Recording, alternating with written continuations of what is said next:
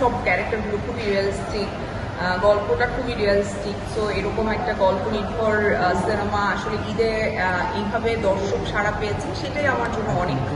আর আমি যেটা করতে চেয়েছিলাম সেটা করতে পেরেছি, যে অনেকগুলো মেল লিড সিনেমার সাথে একটা ফিমেল লিড সিনেমাও ঈদে রিলিজ হবে, সেইটা মানুষ দেখবে, এটা চেয়েছিলাম, এটা করতে পেরেছি। আচ্ছা, এই এই যে আপনি বললেন যে অনেকগুলো মেল লিডের সাথে একটা ফিমেল লিড, আসলে এটাই তো মানে ঈদের সময় যদিও এটা চিন্তা করাটাই একটু কষ্টকর হয়ে যায়, যেখানে শাকিব চঞ্চল ভাই ছবি চলতেছে, সেখানে মানে অ্যাজ এ হিরো আপনার ছবি চলতেছে এ সময়, তো এটা একটা চ্যালেঞ্জ থাকে, তাই না? হ্যাঁ, অবশ্যই চ্যালেঞ্জিং, বাট আমার কাছে মনে হয় যে দর্শক এখন রেডি, যতটুকু সারা পেয়েছি অ্যাটলিস্ট সেই দর্শকগুলো তো এরকম সিনেমা দেখতে চায়, সেই দর্শকগুলো তো উৎসবের মতো সিনেমাও দেখতে চায়। তো আমার মনে হয় যে সব ধরনের সিনেমাই হওয়া উচিত ঈদে। এবং আমি এইবার যেহেতু প্রত্যেকদিন হলে ছিলাম, একটা জিনিস আমি নোটিস করেছি, সেটা হচ্ছে যে বাংলা সিনেমা দেখার জন্য দর্শকের মধ্যে একটা আগ্রহ আছে। তো সেই আগ্রহটা যেহেতু আছে, সেহেতু আমরা বিভিন্ন রকমের সিনেমা আসলে ঈদে দর্শককে দিতে পারি উপহার, যাতে দর্শক সেটা দেখেন এবং উপভোগ করেন। কারণ একটা সিনেমা হয়তো মানুষ একবার দিনে তিনবার দেখবে, কিন্তু ফোর্থ ডেতে তো সে আসলে আরেকটা সিনেমা দেখার চেষ্টা করবে। এবং আমি এরকম মানুষও দেখেছি যে এভরিডে, আমার মেয়েও নোটিস করেছে, আমার মেয়ে আমার সাথে প্রায় হলে এসেছে, তো সেও নোটিস করেছে যে একটা বৃদ্ধ কাপল, তারা হাজব্যান্ড ওয়াইফ, মানে প্রত্যেকদিন হলে আসেন। তার মানে কি তারা প্রত্যেকদিন কোনো না কোনো সিনেমা দেখছেন, বাংলা সিনেমা দেখছেন। তো এইটা তো ভীষণ ভালো একটা দিক আমি মনে করি, যে দর্শক এখন রেডি, এখন আমাদের প্রডিউসার ডিরেক্টরদের নতুন নতুন গল্প, নতুন নতুন ভাবনা নিয়ে সামনে আসবে।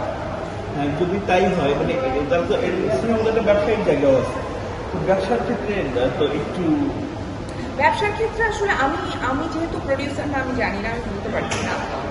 কিন্তু যারা বড় বড় বাজেটের সিনেমা করছেন তাদেরও তো ব্যবসা যে খুব ভালো যায় এরকম না। হাউসফুল যাওয়ার পরও তাদের ব্যবসা যে খুব ভালো বাংলাদেশের প্রেক্ষাপটে হয় এরকম হয় না আসলে। খুব কম সিনেমা আছে যারা আসলে টাকা যেটা লগ্নি করেন সেটা তুলতে পারেন। এই দিকে আসলে আমার মনে হয় যে সরকারি পৃষ্ঠপোষকতারও দরকার আছে, হল মালিকদেরও সহযোগিতার দরকার আছে। এবং সিনেমা শুধু টাকা বানানোর একটা প্রক্রিয়া না, এই মন মানসিকতা থেকে বের হওয়ার দরকার আছে। আমরা যে বলবো ঈদের 3-4টা ছবির মধ্যে বিশেষ করে উৎসব এবং আপনার এসব নাটক, এই দুটো ছবি একটু না বললেই নয়। মানে পুরো ঈদের থেকে মানে যতগুলো ঈদ আসছে এই দুটো ছবি একটু ব্যতিক্রম, যে একদম মার কাট একদম বাদ দিয়ে দর্শকের হৃদয় স্পর্শ করে গেছে এরকম। তো এই রেসপন্স গুলো যে আপনি পাচ্ছেন, এটা আসলে আপনি as an artist, as a মানে আপনি ঘুরে ঘুরে দেখতেছেন, কেমন এনজয় করেন?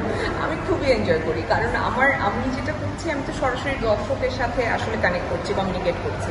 তো দর্শকের মানে যে প্রতিক্রিয়া, সেটা আমি সাথে সাথে পাচ্ছি, আমি কারো ভায়া হয়ে পাচ্ছি না। আমি জানি যে দর্শক আসলে কি ফিল করছেন, কি বলছেন। হয়তো অনেক সময় যেহেতু আমাদের প্রমোশন টিম একদমই নাই, তো আপনারা যা রিভিউ নিয়ে দিচ্ছেন তাই আমরা জানছি বা মানুষ জানছে, কিন্তু আমি দর্শকের সাথে সরাসরি কমিউনিকেট করছি। সো আমি জানি যে দর্শক আসলে কিভাবে রেসপন্স করছে আমাদের সিনেমা দেখে। সো এটার যে ভালো লাগে তো আর কিছু হতে পারে না।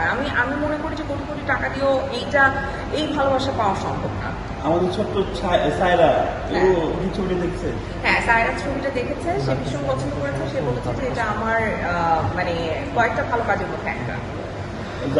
অনেক বড় একটা কমপ্লিমেন্ট পাইছেন আপনি আপনার সেরা সমালোচকের কাছ থেকে পাইছেন।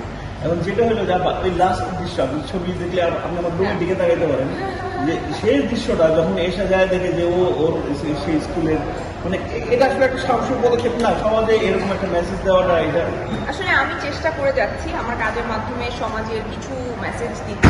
এটা আমি আমার প্রত্যেকটা কাজ, রেহানার পরবর্তী সবগুলো কাজেই আমি চেষ্টা করেছি যে আমার চরিত্রগুলো খুবই বলিষ্ঠ হবে, অন স্ক্রিন এবং ডিফারেন্ট হবে, বিভিন্ন টাইপের নারীর গল্প হবে, বিভিন্ন ধরনের নারীর গল্প হবে। সো সেই গল্পগুলো বলার চেষ্টা করে যাচ্ছি। আর আমি সবচেয়ে গ্রেটফুল আমার ডিরেক্টরদের কাছে, যারা নতুন নতুন গল্প